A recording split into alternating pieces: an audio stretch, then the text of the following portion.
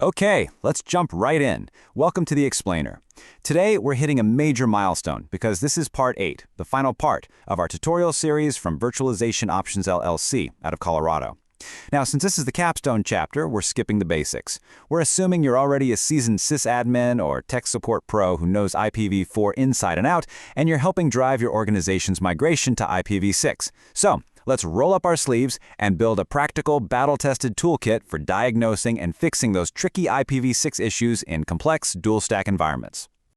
Here's our game plan for today. We're going to rapidly break your IPv4 muscle memory, dive into the dual-stack reality, master address and neighbor discovery, navigate the dreaded ICMPv6 and MTU trap, troubleshoot VPNs and clients, and wrap it all up with the golden rules for IPv6. All right, Section 1. Breaking IPv4 muscle memory. This really is a new troubleshooting era. Before we can effectively troubleshoot IPv6, we literally have to unlearn how we think about IPv4. It is not just a larger address space bolted onto your old network. Check out this stark contrast. In the IPv4 world, you rely heavily on broadcasts. But in IPv6, multicast completely takes over. So trying to use tools like a broadcast ping to 255.255.255.255 is totally meaningless now. And here's the real kicker. Because NAT is basically absent in IPv6, every single device on your network is potentially globally routable. That's a massive shift that fundamentally changes how we have to design our firewalls.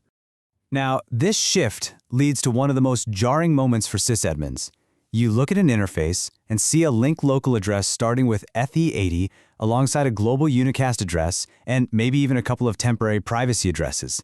I know your first instinct might be to panic, but seeing all of these coexisting simultaneously on one interface is completely normal IPv6 behavior.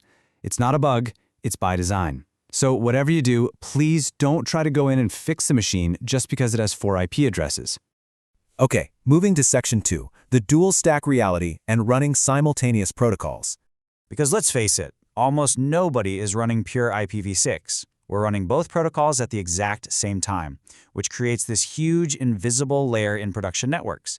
And that brings us to a massive troubleshooting blind spot called happy eyeballs. Browsers are hardwired to prefer IPv6, but they basically race it against IPv4. If IPv6 doesn't respond within a tiny 250 millisecond window, it just falls back to IPv4. Think about what that means. A broken IPv6 path means every single connection takes a 250 millisecond latency hit right off the bat. Which brings us to this absolutely crucial quote from the Virtualization Options material. A connection that appears working may be silently failing on one stack. Your users aren't going to submit a ticket saying they can't connect. They're going to complain that the network feels sluggish or that a web app keeps glitching. Why? Because your dual-stack network is literally masking the silent failure of your IPv6 path. Let's jump to Section 3, address and neighbor discovery. Because to uncover those silent failures, we've got to figure out how hosts actually find each other now. First up is duplicate address detection, or DAD. When a host joins the network, it kicks off DAD. If someone else responds, boom, conflict detected. And here's the critical part. That address gets flagged as DAD failed, and the host gets absolutely zero global connectivity.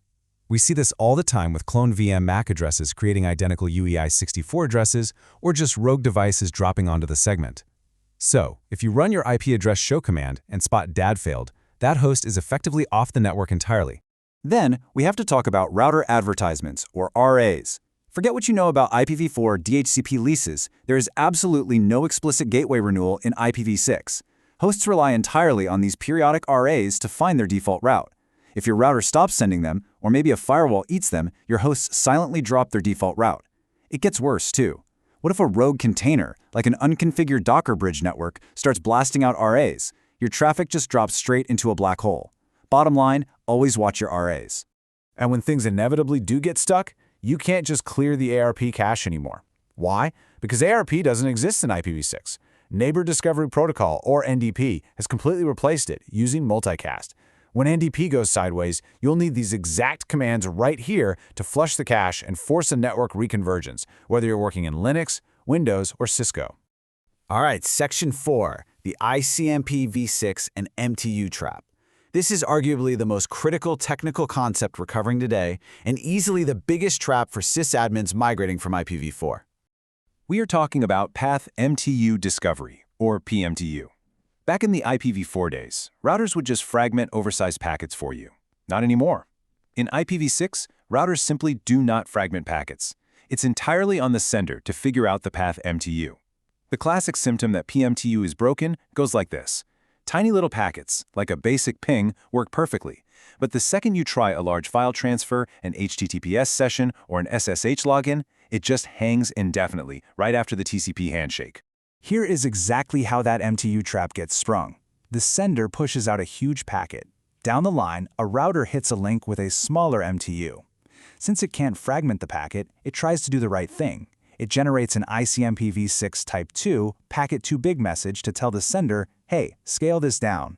But some well-meaning sysadmin applied an old-school IPv4 security mindset and set the firewall to drop all ICMP traffic. So the message gets blocked, the sender never finds out, and the connection just completely stalls out. Because of this, you have one non-negotiable mandate. You absolutely must physically verify that your firewalls are permitting these specific ICMPv6 types. We're talking type 2 for PMTUD and types 133 through 137 for the Neighbor Discovery Protocol. Let me be totally clear here.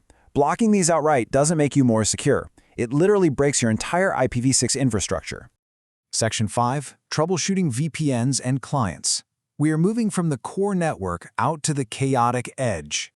Mobile devices and remote workers add a whole new flavor of craziness. iOS, for example, aggressively rotates its privacy addresses, which makes tracing a total nightmare. If you look at a client and see only a link local address, you know right away they aren't getting those router advertisements. But the real security nightmare comes from legacy VPNs. An old, misconfigured IPsec or OpenVPN setup might just silently drop IPv6 entirely. Or worse, it could completely bypass your corporate firewall by silently leaking an IPv6 split tunnel, leaving the client's real IP totally exposed to the internet while the IPv4 traffic is supposedly safe inside the tunnel. So if you suspect a client or maybe your VPN tunnel is caught in that MTU trap we just covered, this right here is your silver bullet. You just run a simple size variable ping test.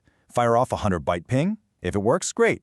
Now try a 1400-byte ping. If that fails or times out, bam, you've just immediately confirmed you're dealing with a PMTUD black hole.